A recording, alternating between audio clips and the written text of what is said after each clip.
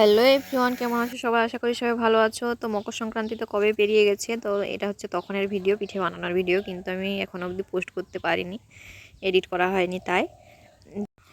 তো আজ আমি গুড় পিঠে কীভাবে বানানো হয় গুঁড়ি দিয়ে, আর হচ্ছে তার সাথে মশলা পিঠেও বানাবো কটা, তো ওটাই তোমাদের সবার সাথে শেয়ার করছি। তো এই যে পিঠেতে দেওয়ার জন্য আমি এখানে নারকেল কেটে নিচ্ছি, নারকেলগুলো কুচি কুচি করে এভাবে কেটে নিতে হবে। আর গুঁড়ি প্রথমেই আমি পিষে যে চেলে নিয়েছি। তো এখানে আমি গুঁড়িটা মাখানোর জন্য এখানে গরম জল চাপিয়ে দিয়েছি। জলটা ঠিক যখন এরকমভাবে ফুটতে থাকবে জলটা, তখন একটা বাটি দিয়ে জলটা একটু একটু করে গুঁড়ির মধ্যে মেশাতে হবে, আর খুন্তি দিয়ে নেড়ে নেবে। তো হালকা হালকা করে দিতে হবে, কারণ না হলে বুঝতে পারবে না, পাতলা হয়ে যাবে।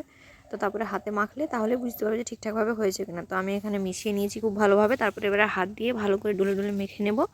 মেখে নিয়ে তো মাখতে হবে অনেকক্ষণ। যত ভালোভাবে তুমি এটা মাখাবে তত ভালোভাবে পিঠেগুলো ফুলবে, না হলে পিঠে ফুলবে না।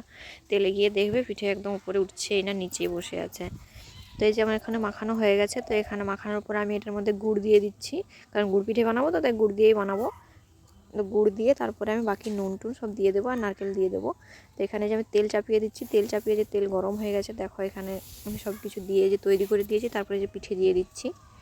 তো দেখো আমার পিঠেটা কীভাবে ফুলে উঠছে। যত ভালোভাবে মাখানো হবে ঠিক তত ভালোভাবে পিঠেগুলো এরকমভাবে ফুলে উঠবে, না হলে যদি মাখানো ঠিকঠাক না হয় তাহলে কিন্তু পিঠে ঠিকঠাকভাবে হবে না। তো মশলা পিঠে বানানোর জন্য এখানে কিছুই না, ওই একই রকমভাবে তোমাকে গুঁড়িটা মাখতে হবে। আর হচ্ছে মশলা পিঠের জন্য হচ্ছে পেঁয়াজ, গোটা জিরে আর শুকনো লঙ্কা একসাথে একটু পিষে ওই মাখানো গুঁড়িটার মধ্যে দিয়ে দিতে হবে, তাহলেই হবে। তো এখানে এই যে গুড় পিঠেটা হচ্ছে, এই যে একটা একটা করে যে ভাজা হচ্ছে, তারপরে ভাবলাম দেখি একটা মশলা পিঠেও দিয়ে দেখি। তো এই যে মশলা দিয়ে ওই গুঁড়িটার মধ্যে দিয়ে মিশিয়ে নিয়েছি। তো এই যে দেখো মশলা পিঠে কত সুন্দরভাবে ফুলে উঠছে। তো মিষ্টি পিঠের সাথে একটা আধটা ঝাল পিঠে খেতে খুব ভালো লাগে, শুধু মিষ্টিটা খেতে তো আর ভালো লাগে না, তার জন্য ভাবলাম মশলা পিঠেও তার সাথে বানাই। তো এই যে সব রকমের পিঠে যে বানানো হয়ে গেছে একটা একটা করে। তো আমার ভিডিওটা সবার কেমন লাগলো অবশ্যই কমেন্ট করে জানিও।